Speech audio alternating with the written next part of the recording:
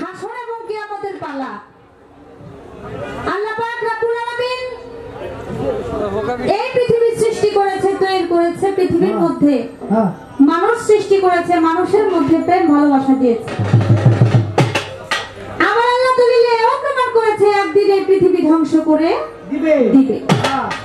এই পৃথিবী ধ্বংস করার পর 40,000 বছর পর্যন্ত এই পৃথিবী পানিময় অবস্থায় থাকবে। 40,000 বছর পর আল্লাহ কুদরতি এক বাতাস ছেড়ে দিবে, বাতাসে হবে ঢেউ, ঢেউয়ে হবে ফেনা, ফেনার থেকে হবে এক বিন্দু বালুর কণা, এক বিন্দু বালুর থেকে 70 বালু হবে, 70 থেকে 70,000 বাড়তে বাড়তে এই পৃথিবীর মতো আরো 40টা পৃথিবীর সমান একটা বালুর চর উঠবে। আর ওই বালুর চরের মধ্যে আল্লাহ পাক রব্বুল আলামিনের অনেকগুলো নাম, অগণিত নামের মধ্যে সেদিন একটাই নাম থাকবে, ওয়াহিদুল কাহার। আল্লাহ পাক রব্বুল আলামিন বান্দাদের বিচার করবে। তবে কিয়ামত হবে, কিয়ামতের আগে কিছু আলামত আছে, সেই আলামত সম্পর্কে আজকে কথাবার্তা হবে। বাংলাদেশের সুনামধন্য গায়ক আপনারা দয়া করে কেউ গ্যাঞ্জাম সৃষ্টি করবেন না। আমাদের স্টেজ অনেক সুন্দর করে সাজাইছে আমার ভাই, তাই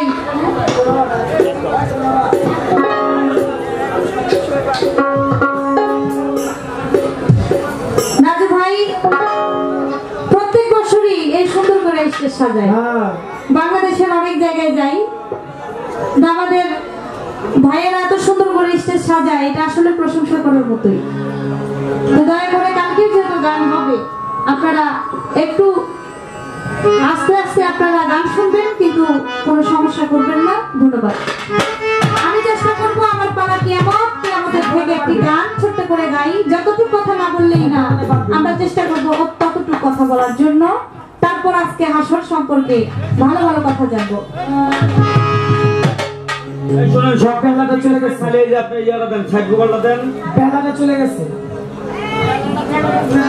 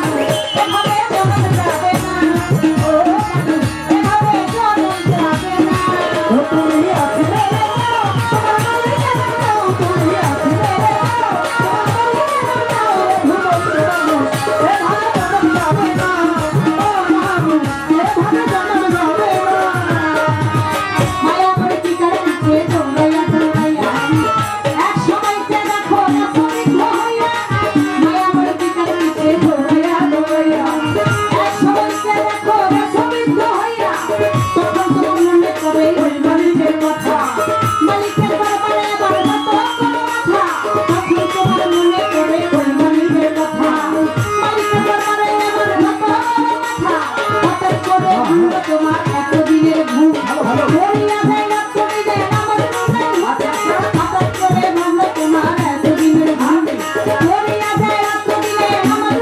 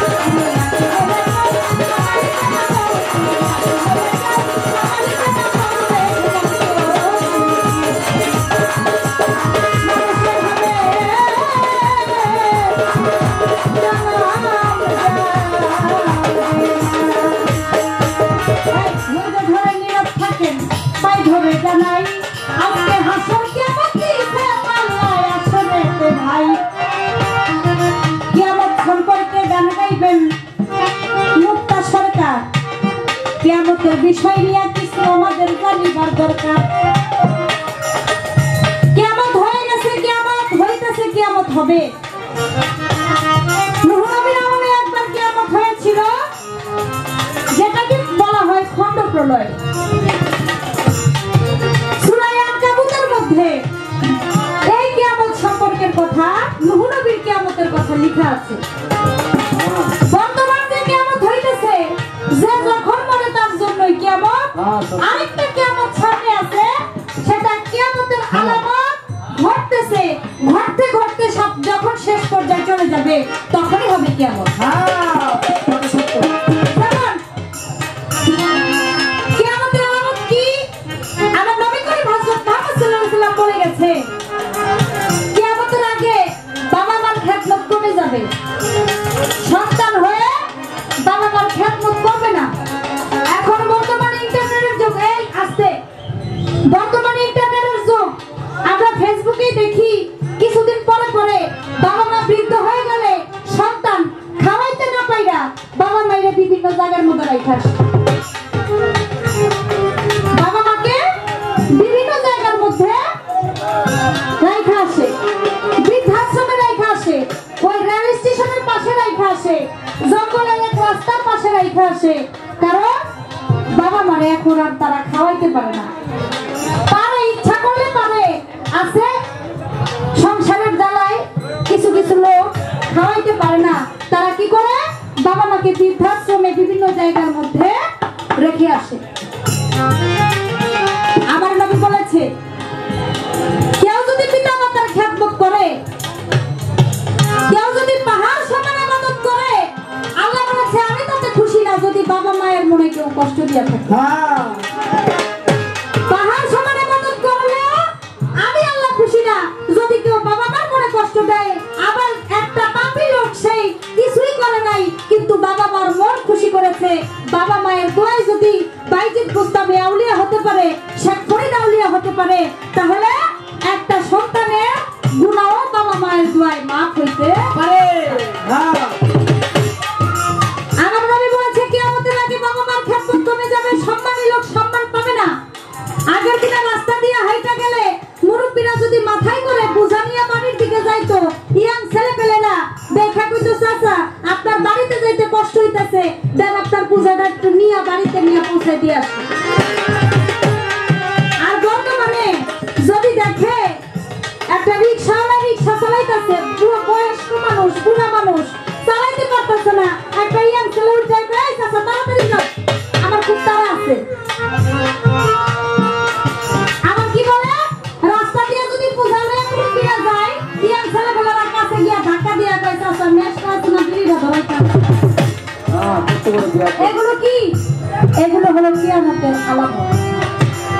বর্তমানে এই যে জায়গায় জায়গায় আগুন লাগতেছে, এটাও কিন্তু কিয়ামতের আলামত। ওই আলামত দেখলে বোঝা যায় যে কিয়ামত আর বেশি দূরে নাই। তাই ভয় লাগে যে কিয়ামতে তো কেউই ছাড়বো না, কুলসুম জানি আমারও ধইরা বসে। তাই বেশি বেশি করে আল্লাহকে স্মরণ করবেন, নামাজ রোজা করবেন, আল্লাহকে সন্তুষ্ট রাখবেন, আল্লাহর নবীকে সন্তুষ্ট রাখবেন, বাবা মায়ের খেদমত করবেন। তাহলে বুঝবেন যখন কিয়ামত হয়ে যাবে তখন টেরও পাবেন না। চলে যাক বেশি কথা বলিব না, হাসর সম্পর্কে কিছু কথা আমাদের জানি বাবা। আপনার কাছে হাসর সম্পর্কে সর্বপ্রথম আমি জানতে চাই, এই পৃথিবীতে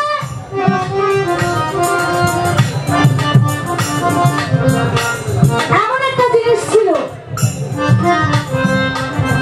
যারা পৃথিবীতে আমরা মানুষ, আমাদের পৃথিবীতে সমাজ নিয়ে চলতে হলে আমাদের কাপড় চোপড়ের দরকার আছে, এটা হলো শরীয়তের একটা বিষয়। কিন্তু পৃথিবীতে এমনই একজন ছিল তার কোনো পৃথিবীতে কাপড়ের দরকার হয় নাই, কাপড়ের দরকার হয় নাই, নিজেও পরে নাই, কিন্তু কাল হাসরের মাঠে কাপড় পরা থাকবে কারা? নবী ওলি যারা তারা, আর সাধারণ মানুষ সবাই কিন্তু উলঙ্গ থাকবে। কিন্তু উনি কোনো ওলিও না, আউলিয়াও না, আবার নবীও না, কিন্তু সে এই পৃথিবীতে একটা ঝড় অবস্থায় জ্বর বস্তু অবস্থায় ছিল, জীব না। তার কাপড় পরার দরকার হয় নাই, কিন্তু হাসরের মাঠে সে কাপড় পরা থাকবে। আমি এটা বললাম কারণ অনেকেই বলে একটা বাবার কথা, তার ভাই তিনি একজন বিজ্ঞ গায়ক, জ্ঞানী গায়ক, তার কাছ থেকে একটু বিষয়টা ভালো করে জানতে চাই। দুনিয়ায় তার কাপড় পরার দরকার হয় নাই, কিন্তু হাসরের মাঠে সে কাপড় পরে উঠবে। দুনিয়াতে কাপড় পরার দরকার হয় নাই কেন, আর হাসরের মাঠে সে কাপড় পরে উঠবে, এটার কারণটা ছোট্ট করে একটাই প্রশ্ন, আশা করি সুন্দর করে